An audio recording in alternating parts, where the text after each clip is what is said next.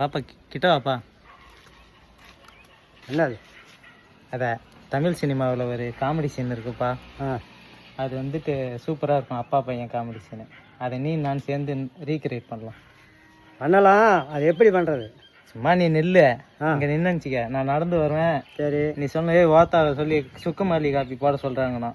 நான் சொல்லுவேன், போடா வெண்ணெய் சுக்குமல்லி காப்பி உனக்கு தள்ளுவாங்க அப்படின்ட்டு போயிடுவேன். நீ ஒன்று என் மகன் பார்த்தியா இப்பயே கூட போட்ஸா இருக்கான் அப்படின்னு சொல்லணும். இதான் சாக்குன்னு வேணா வாடப்படாங்கிறியா?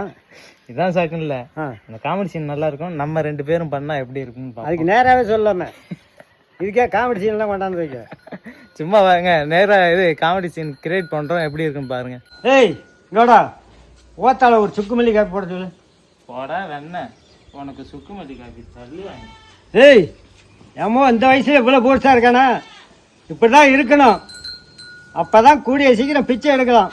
சாவத்துள்ள நானும் 2 கண்ணாலும் பார்த்துட்டு சாவலாம்.